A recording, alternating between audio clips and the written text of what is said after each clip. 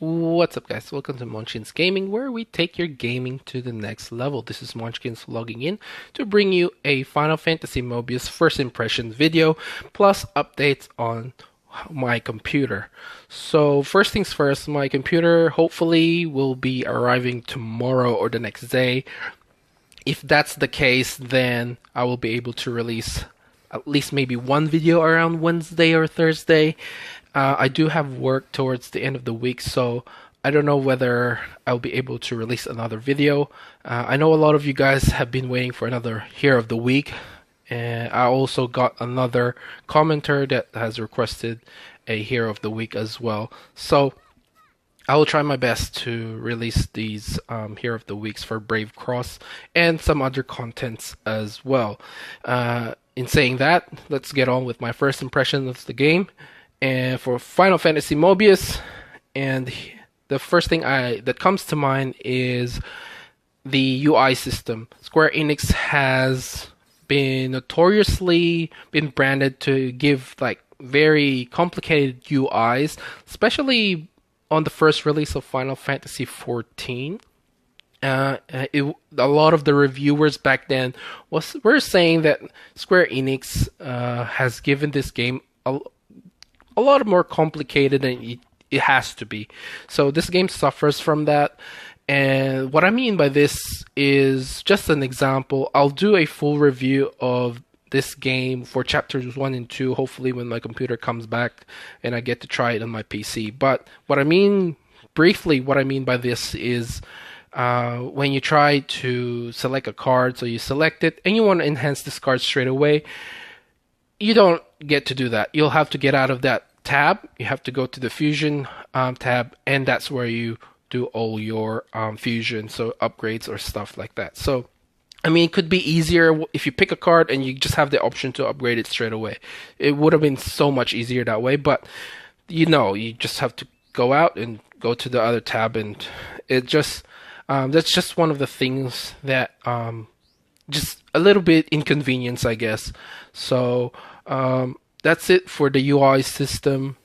My first impressions weren't that great with that. The next thing is the connection issue that is happening at the moment. Servers, I don't know whether there's too many people playing this game and the servers are crashing or stuff like that, but you will have connection issues. I actually didn't have any problems with the connection. When I first started the game, I downloaded it, played it for like 2 days straight without any problems. And as soon as I finished the game, that's where the connection issues start happening. Excuse me. So,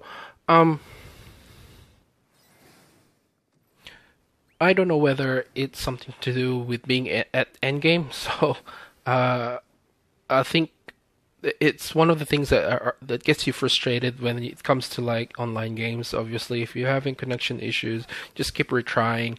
Eventually, you will get back in the game. But it is an annoying feature because every single thing you do in this game will have a loading screen, basically. So even if you just want to go to your cards, it'll have that little connecting logo. So if you get like a connection issue towards like changing your cards and stuff like that, it just gets annoying sometimes. So that's it for the connection issue, I guess. One of the things I had trouble with. The other thing would be the combat system. I would like to explain a little bit more. And this game reminds me of Kingdom Hearts Unchained, where you have your cards and you have your abilities using your cards.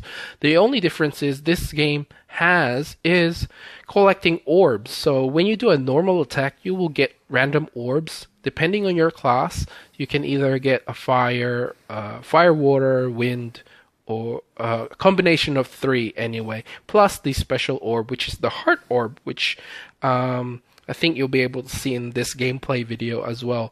So, and of course there's some resistance, which the game will provide you with a tutorial anyway. So I won't go in too much detail with this video. So, but my main issue with this system is your ability to heal. You actually don't get any potions or anything like that in this game. The only thing you will get is Phoenix Downs and Elixirs. Elixirs is used for your stamina system, which all mobile games have. And Phoenix Down, of course, if you die, you can just use it and continue the fight as is. So my main frustration with this system is that little heart orb is quite rare. So I mean, you will get one or two, or maybe if you're on a streak, you'll get a lot of that. It's your one way of healing in the game. So either you use it up, or you have a ability card which you can use to heal yourself up, which you will use the same orb as well. So towards the end of the game, or even towards the end of chapter 1, when you don't get these orbs, or you only get one, you can't heal. You won't heal a lot with just one orb. You'll probably heal you for 100, and the boss or whatever will hit you a lot harder than that. So I have died quite a few times because I wasn't able to heal. And it pees me off because I know if I can get one heal off, I would have beaten this boss. And in the end, it gets so frustrating that you will end up just saying, yeah, I'll use my Phoenix Downs. So towards the end, the last leg of the chapter 2, I ended up using all of my Phoenix Downs on every single boss.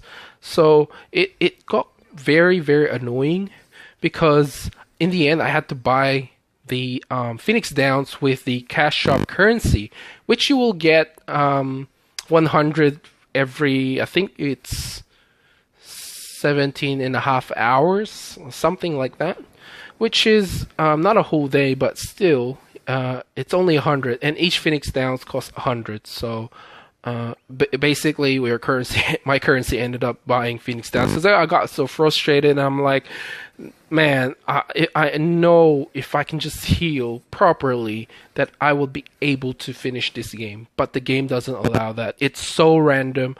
Sometimes you will get a lot of it, and the healing ability cards have cooldowns on them as well, which makes it a lot more difficult to do continuous heals. So if you're like me, where you didn't concentrate on one sort of just class, and I sort of tried to spread it out, I thought it'd be fun that way to try everything out. But in the end, I just stayed with the mage.